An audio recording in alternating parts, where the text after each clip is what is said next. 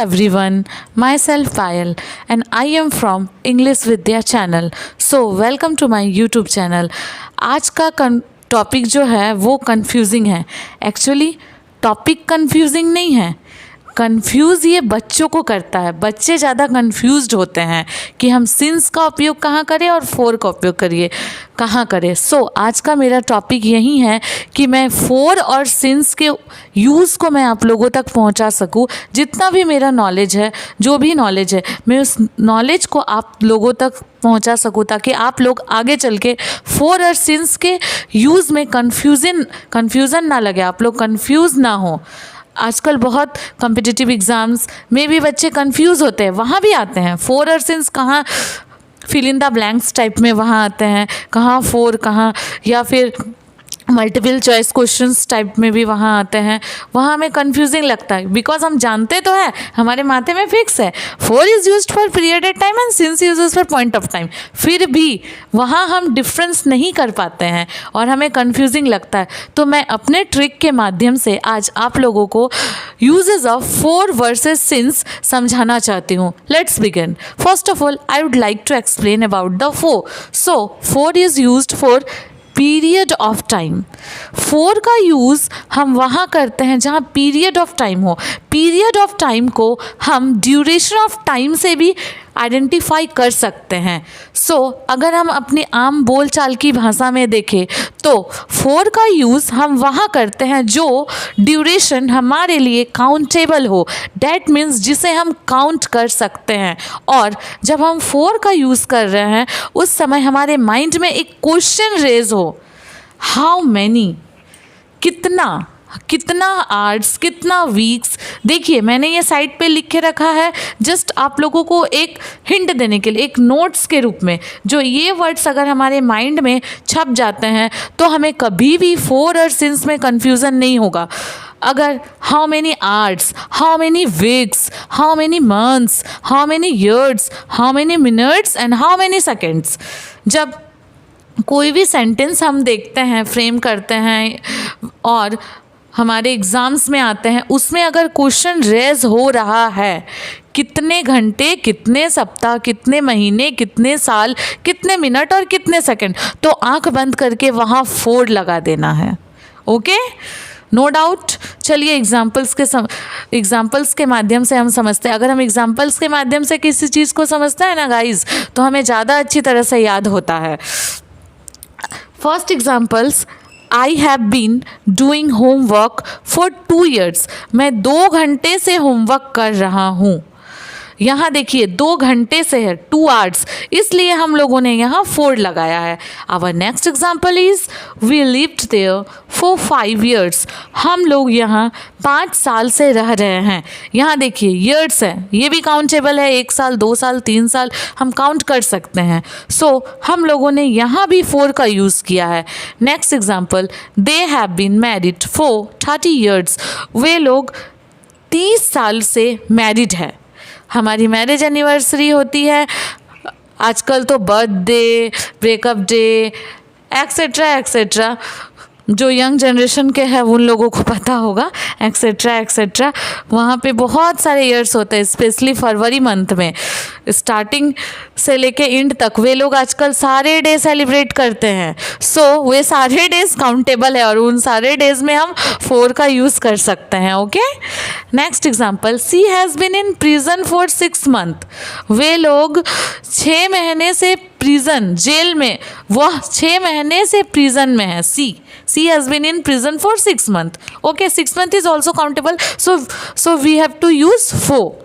Let's clear.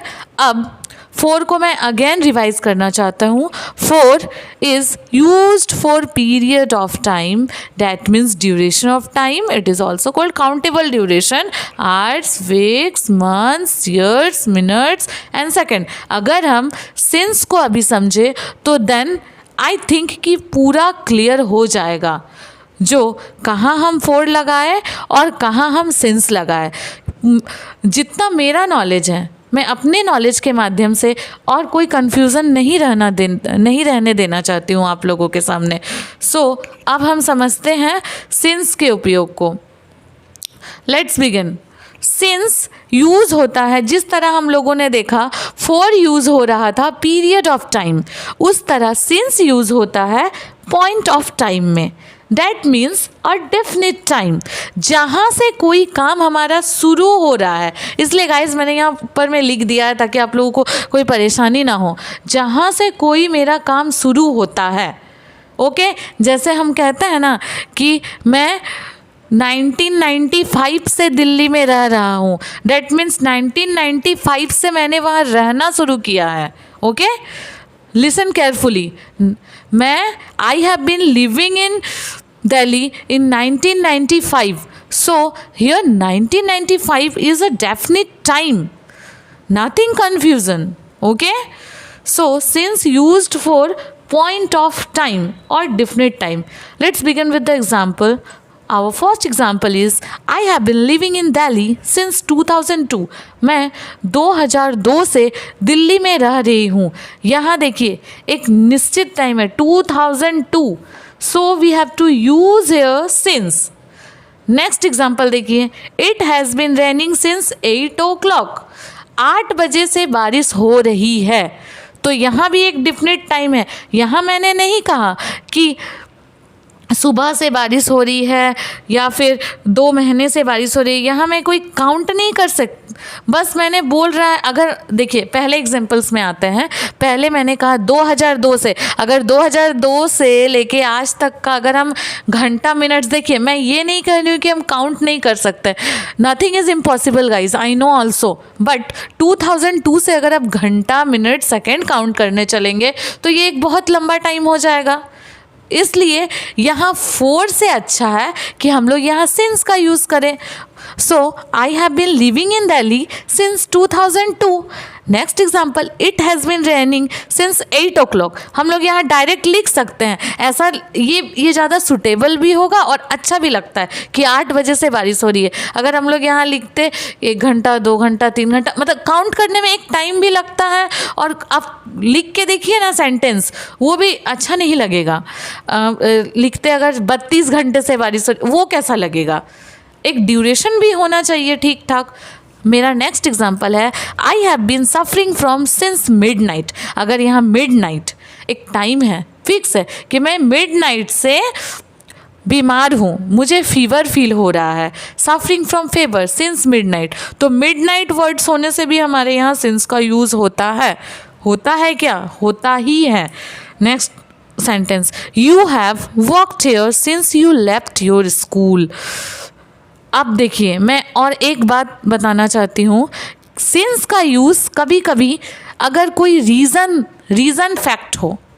देखिए सबसे पहले मैं ये एग्जाम्पल आपको समझा दूँ। Since his wife went away he has been waiting for her. यहाँ देखिए एक रीज़न है, जब से हिज वाइफ वेंट अवे, उनकी वाइफ गई है, he has been waiting for her, वह उनके लिए वेट कर रहे हैं। यहाँ एक रीज़न है, these are the reasonable fact, reasonable facts है ये। यहाँ हम बोल सकते हैं कि यहाँ कोई रीज़न बता रहा है, तो वहाँ पे भी हम सिंस का यूज़ कर सकते हैं गाइस, ओके। यहाँ रीज़न है कि वो उनकी वाइफ गई है तभी ना आज वे उनका वेट कर रहे हैं। अगर रीज़नेबल फैक्ट्स हो तो हम वहाँ भी आंख बंद करके सिंस का यूज़ कर सकते हैं। अभी हम लोगों ने फोर और सिंस के डिफरेंस को पढ़ा। मैं नेक्स्ट वीडियो में इसको through some examples, through some questions, through some fill in the blanks और अच्छे तरह से मैं इसे क्लियर करना चाहूँगी। Okay, I hope you all are understand. So please please please subscribe my channel English Vidya. Okay, thank you, hope you all are fine. तू है तो मुझे